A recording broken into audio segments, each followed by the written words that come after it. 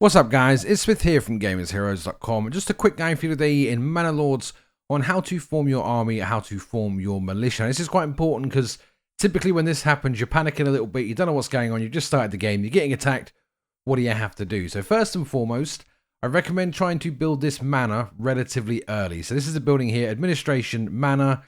Don't build it right away, use your stone to build all the appropriate starting stuff, you know, the wood, the food, that kind of stuff.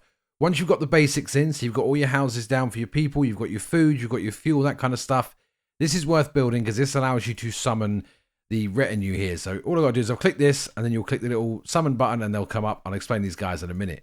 So what you have to do when you're forming your militia, this does need a bit of prior planning because there are two factors here you have to take into account. Your people, how many people you've got in your village, and the equipment they have available. So even if you've got, let's say you've got 200 people, if you have no swords, you will not be able to form any mercenary bands because obviously you can't send them into battle completely unequipped. That's just rude, right? They're going to die. So what you need to check is check how many people you've got. So you can see here I've got, say, 78 males there. So 88, about 94 males roughly. So I should be able to make another one of these if I've got the gear, which I do.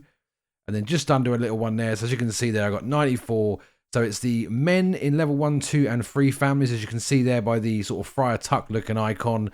And then your retinue as well. So the reason I can get all of these guys out is because I've stacked an awful lot of small shields and sidearms. That's just specifically what's good for me in my region. So you might want to instead look at building these guys out that require some pole arms and that kind of stuff. So it very much depends on what you're building out. As you can see, as I've added more, it's still the same number of people. I've still got 94 in there, but it's a different makeup of group. So I'm going to go for this one because this way they're all equipped. They're all doing pretty well. Once they're out, all you have to do is click the actual unit itself and then click the rally button. This will give you a small icon to put down, put it down, and they will head to the location. Now, what you need to worry about here is depending on where your enemies are. I just got a message, there's some random guys coming in over here somewhere. If you look when they are formed, they will begin sprinting to their location immediately. So look at my retinue over here. They are sprinting. So this covers the ground, covers them all ground at the cost of fatigue. Now, what this means is when they get to their location, their effectiveness is drastically reduced. If you have to look down here, their effectiveness is 76%. It goes up and down depending on terrain and woods and that kind of stuff. So if you're looking to jump into a fight very, very quickly, there's a good chance the enemy have traveled a long distance to fight you.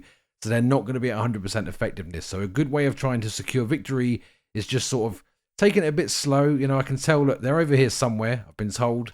They're not going to get to any of my buildings before I do. So I'm going to slow it right down here and just take a bit of time. Where have they been spotted? There you go, they're up there. Look, I think it's just one group. So ideally what I would have wanted here was some archers, but I've not had any time to build any bows yet. So I'm just going to get my guys over there. And this is pretty much, it's all very intuitive stuff. You know, what you typically want to do with your front line is put them on hold the ground, stand your ground.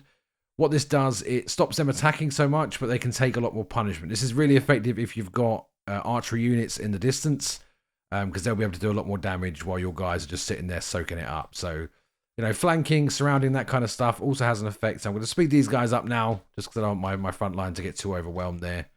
And these guys are going to come in from the rear. So once you get down, it's just holding right click to put your formations. I do recommend having a quick pause of the game and just having a little look at these so you understand what's best and what's not best. So it's typically stand your ground, really good for the front line. If you sort of outnumber them a lot, you can push forward, pretty much just a bit of trial and error. But there you guys, that's how you form a militia in your army in Manor Lords. Nice and quick, nice and easy. And I'll see you guys in the next one. Take care now.